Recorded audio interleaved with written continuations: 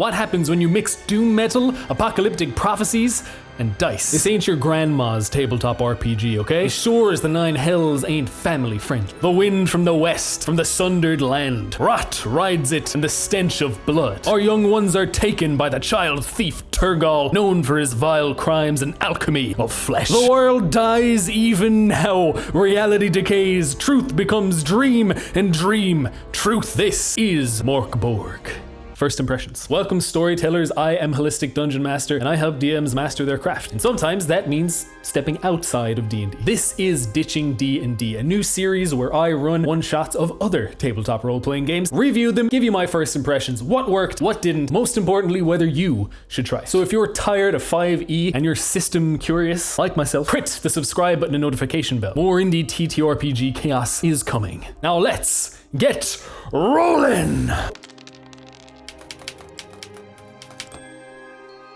So what is Mork Borg? Well, for those of you who don't know, Mork Borg is a grim, dark, rules light, metal AF, old school revival TTRPG. Set in a world that is ending. The sun hasn't risen in years. No one's seen that thing. One head of the four-headed legendary basilisk has prophesied the ending of this world, and its inhabitants have become twisted, strange, and cruel. And you get to play as one of those people, or roleplay them if you're the DM. So the first thing that is so striking about Mork Borg is, of course, the art style. It's got a deliciously brutal aesthetic. It's got an extremely creative and unique layout, font, and color, which actually hinders it a small bit. We'll discuss that later in the video. It prioritizes style over function for sure. The world of Mork Borg has a gross out, brutal tone that is very, very much emphasized by the visuals, world building, and even the player classes themselves. It's all baked in, it's great. Here's an example, the Gutter-Born Scum class. Yes, you heard that right. It's got a rollable bad birth table. So you or your player, when you are the GM, can roll on this table to see in which unspeakable circumstance your character came into this world. I'm not exaggerating, some of those options are unspeakable.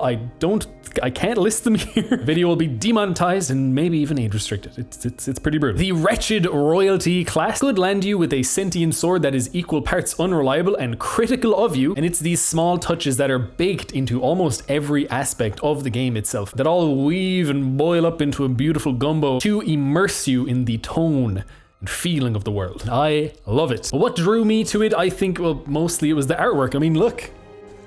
Just look at this beautiful, beautiful cover, and the back too. It's very evocative, it's brutal. You know, you got the black, red, white, and yellow, like just clashing and contrasting. I mean, if you see that sitting on the shelf of your local game store, you're at least gonna take a look inside, right? I also checked out the Mystery Quest podcast. I'll link that in the description below. They played a one-shot of it, and the madcapped, unhinged insanity of their playthrough, it just instantly made me want to try it. It's also quite simple. Like I said, it's rules light, it's kind of an OSR. It's actually the first OSR I've tried, and I was just very, very curious as to how less rules would equal more fun at the table, and it did. I was also quite intrigued, or at least curious, about how deranged my players would get if they were plonked down into a world like that. And I found out the answer to that is extremely so. Extremely so. Well, let me share some of that evil with you now. Buckle up.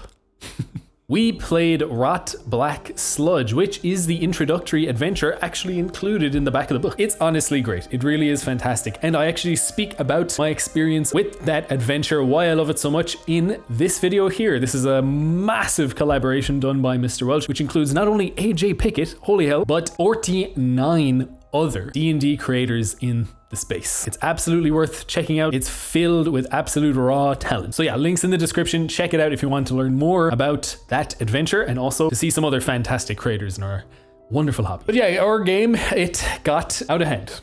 It did. It got a little bit more depraved than I was expecting, to be honest. Which I was, by the way, totally fine with, as long as no one at the table is getting uncomfortable. We, of course, did have a conversation before the game, as I do every game, about boundaries and topics and themes that were maybe completely off the table. We were all on the same page.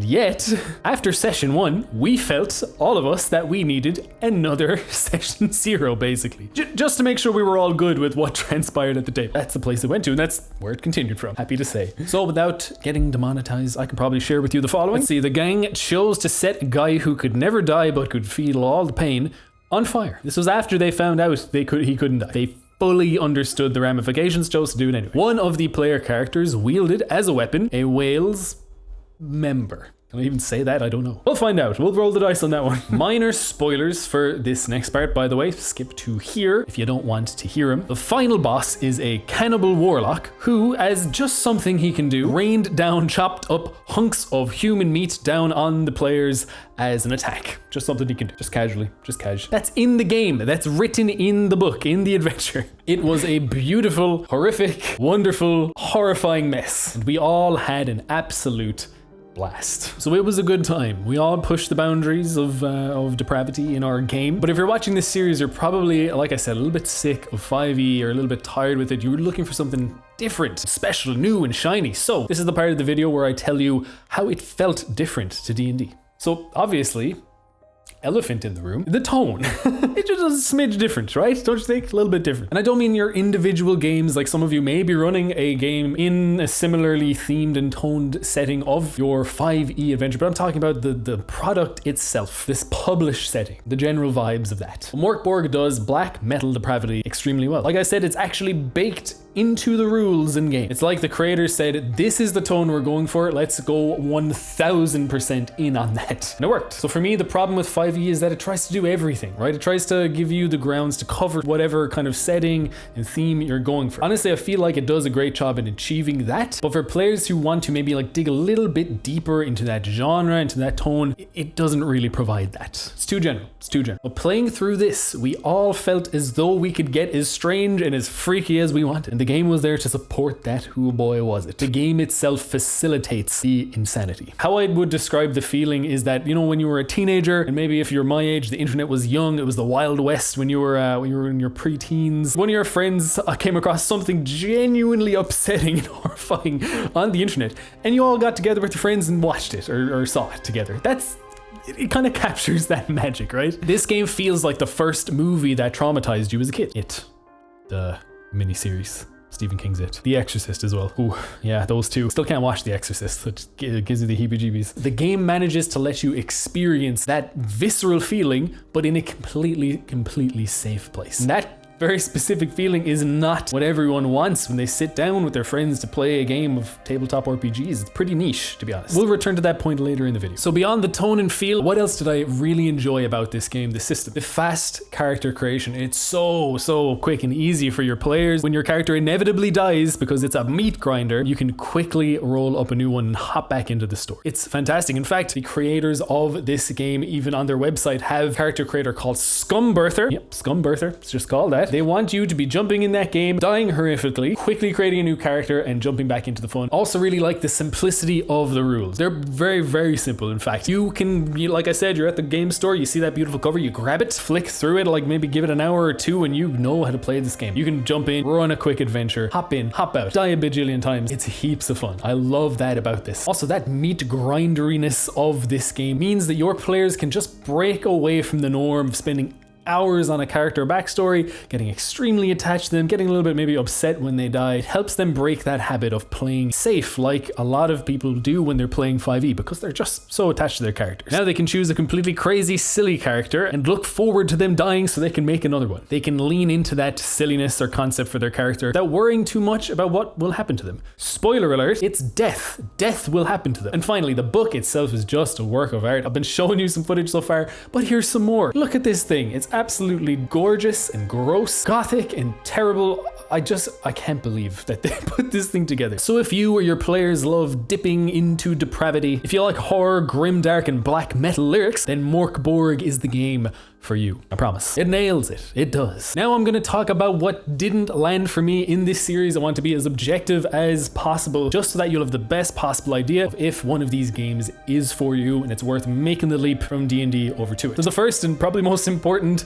point is that this game is not for everyone. Absolutely not. You yourself may be getting a feel of whether or not you'd like to play a game like this based on what I've been describing so far. And like I said, it can devolve into degeneracy in a flash. It really can. This will straight up just not suit some groups. I'm a huge fan of horror myself, but I know a lot of people really don't like watching that. It's similar for this genre of game, right? Of tone, of setting, of world. Secondly, I think the layout of the rules can be a little bit clunky at places. Just for an example, during player creation, I noticed that when you get to a certain point point in player creation. There's a point where you have to like flip back a few pages and find a table that you need to roll on to progress. There's like this kind of awkward flipping back and forth between pages during character creation. I'm not sure why it's laid out like that. I have a feeling it's because they put a little bit more emphasis on the style and overall look and feeling of the book over the general layout. It is admittedly a minor gripe for me at least, but look, you don't want people confused when they're picking up your game for the first time and they're trying to roll up a character. You want it to be clearly laid out so that, you know, it's not a pain point for them. Fourthly, I did feel as though this is not suitable for long-term campaigns. The rules are a little bit too simplistic. The level up process isn't very well fleshed out for long-term play. For one-shots and, you know, short adventures, it's fantastic if you're looking for that OSR feeling an adventure where you just jump in, you don't think or care too much about the rules, you just want to play your character, have them die, roll another one and continue. That lack of fleshing out of some of these mechanics and game systems will wear very, very thin after a few sessions. My final point for this section of the video is that I doubt that players can exist in the headspace, in this world, this dark, depraved sort of headspace. I don't think people can stay in there too long, right? You're gonna have to take a break.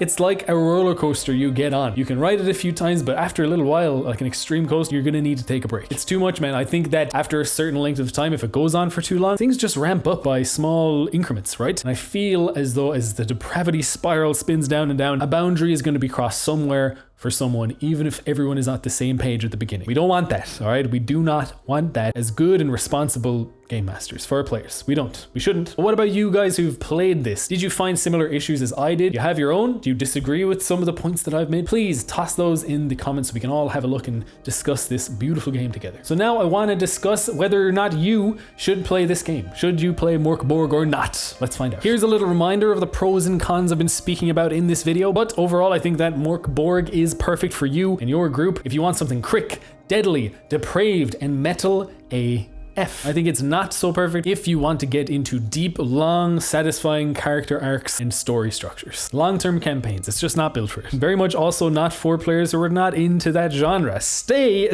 away from it if you're not into that. But overall, I would give this game 7.5 Morks out of Borg. All right, that's it. Are you now inspired to ditch D&D and give Mork Borg a try? Please let us know in the comments if you are. Please let us know in the comments if you already have. Tell us what you think. The next game up for this series is this one, Blades in the Dark. A game where you're a bunch of thieves in a haunted city powered by ghost blood. And after that, to be honest, I haven't thought that far ahead. Why don't you tell me what games would you like to see me try next? Put it down in the comments. I'll pick the most popular one. I'll play a one shot and I'll give you the deets like I have in this video. And if you like this series or you like my channel, then please like, crit the subscribe button and notification bell. Let's please give these lesser known games the love they deserve. Check them out. And remember, this world needs good GMs and alternatives to D&D. But luckily we got them. We got them.